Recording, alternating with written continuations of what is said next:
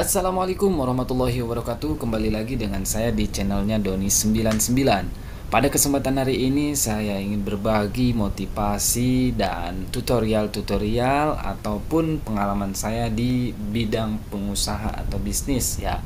Tentu apa yang saya sampaikan ini adalah suatu pengalaman saya. Saya ingin berbagi kepada teman-teman semua yang menonton video ini. Saya harap dengan adanya seperti ini kalian mengikuti atau semangat juga untuk berusaha atau berbisnis ya. Tentu hari ini adalah jawaban doa-doa kalian ketika kalian mau melangkah lebih sukses lagi. Hari ini saya akan paparkan tentang terkait mindsetnya pengusaha atau bisnis yang sukses. Kita sebagai makhluk hidup di era digital ini ya, makhluk sosial yang kebutuhannya itu sekarang sudah modern. Tentu ketika kita memiliki kemauan atau memiliki kebutuhan yang saat kita butuhkan, tentu sekarang larinya ke mulai di digital. Contoh hal kecilnya, ketika kita ingin membeli barang, pasti kita lari ke marketplace ataupun apa semacam digital marketing menggunakan handphone saja ya, yaitu dari pihak Shopee, baik dari pihak Shopee Shop ya. Jadi banyak aplikasi-aplikasi yang di situ ada penjualan. Nah, di sini saya akan membahas tentang mindsetnya pengusaha. Pemasaran produk melalui digital. Pemateri saya sendiri ya. Next, mengenal pemasaran di era modern. Tentu kita sebagai konsumen ya, sayang sekali kalau kita tidak menjadi seorang penjualnya. Ya, karena tadi ketika mindset kita dirubah ingin menjadi seorang pengusaha, ya tentu kita harus terjun ke dunia bisnis atau pengusaha. Langsung aja mengenal pemasaran di era modern. Pemasaran melalui digital sebagai pemanfaatan teknologi di era sekarang untuk mempromosikan sebuah produk atau layanan yang lebih fleksibel bagi penjual dan pembeli. Tentu kita sudah merasakan sebagai pembeli sebagai pembeli ketika kita membeli barang dari digital, baik itu Shopee maupun TikTok, itu kita pernah membeli jam 1 malam, 2 malam ya. Jadi jamnya tuh tidak teratur. Ketika kita melihat TikTok, scroll ini suka deh kita beli. Nah, di situ sudah lebih fleksibel gitu buat penjual dan pembeli ya. Secara keseluruhan, penjualan melalui digital membantu bisnis kita untuk yang pertama nih, meningkatkan jangkauan yang lebih luas. Tentu saya sendiri nih asli kampung ya, tinggal di kampung, akan tetapi saya merubah mindset saya dari hal-hal yang terkecil terlebih dahulu. Contohnya di kampung saya banyak yang mempunyai UMKM dari hasil bumi ya. Saya membuat akun terus berjualan seperti orang-orang lainnya. Jadi saya membuat akun TikTok seller, terus Shopee sellernya. Nah, di situ saya berjualan yang ada di kampung saya seperti daun sirih, terus buah-buahan yang lain ya. Terus kemarin tuh saya menjual buah gandaria, terus menjual buah rambutan ya atau parakan. Nah, di situ saya mulai berpikir toh di kampung saja bisa gitu. Yang penting kitanya ada kemauan, yang penting kitanya mau bergerak di dunia penjualan melalui digital marketing ini gitu. Jadi jangan ketinggalan sama orang-orang yang sudah lebih dulu sukses gitu. Jadi saya mengajak nih kepada teman-teman, kepada bapak-bapak, ibu-ibu ya, semuanya yang menonton video ini, alangkah baiknya kita sebagai penjual ya gitu. Terus dua, pemasaran yang lebih efektif. Tentu ya kita sudah rasakan lah. Mungkin ada beberapa ketika kita membeli barang tidak sesuai dengan barangnya misalkan.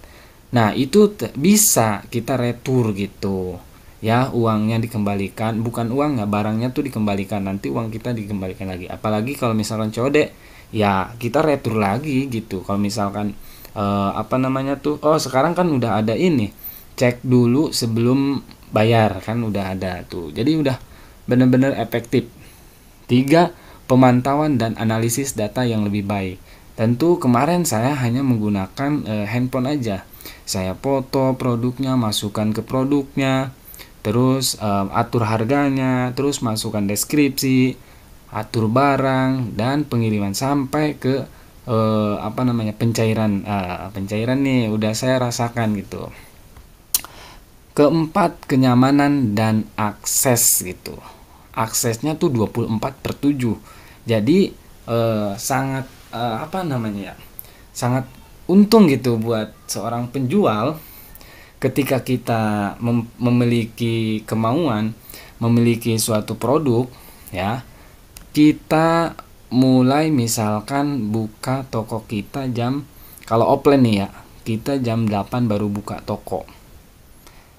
Terus kita tutup jam 10. Tapi kalau di digital marketing ini kita jualan di media sosial kita itu 24/7, bayangin. Jadi Madura juga kalah sama kita ya. Terus yang kelima, efisiensi biaya. Nah tentu kita yang tidak memiliki produk, tidak memiliki sewa ruko, itu tenang aja, hanya saja menggunakan handphone ya. Kalau untuk alamat bisa kalian taruh alamat rumah kalian aja gitu ya, nggak usah sewa ruko, apalagi beli rukonya, nggak usah. Jadi cukup di rumah aja menggunakan handphone, alamatnya sesuai, dan foto produknya kalian bebas pilih yang ada di kampung aja dulu. Jangan yang membeli barang-barang dari orang lain misalkan, itu kan karena membutuhkan modal dulu. Kalau saya kemarin-kemarin jualannya seperti itu ya. Next, lanjut. Pentingnya untuk meriset pemasaran. Nah, di sini saya ingin mengajak kalian. Jadi ketika kalian terjun untuk ke dunia pembisnis atau pengusaha, tentu ada yang harus diriset pemasarannya ya. Bagaimana merisetnya? Jadi begini. Bentar.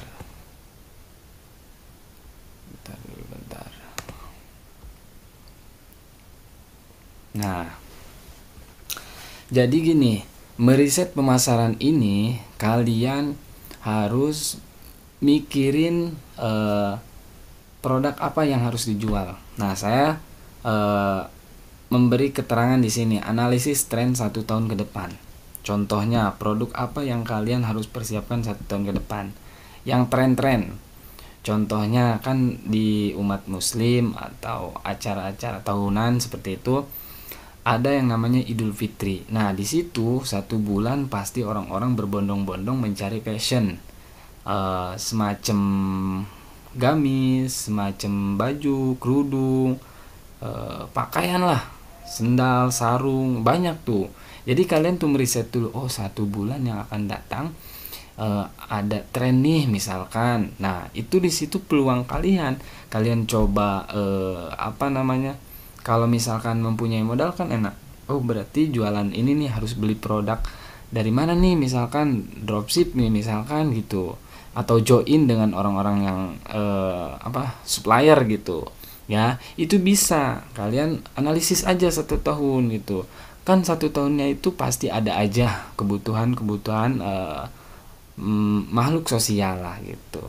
Apalagi ya kita di zamannya sekarang tuh serba serba online.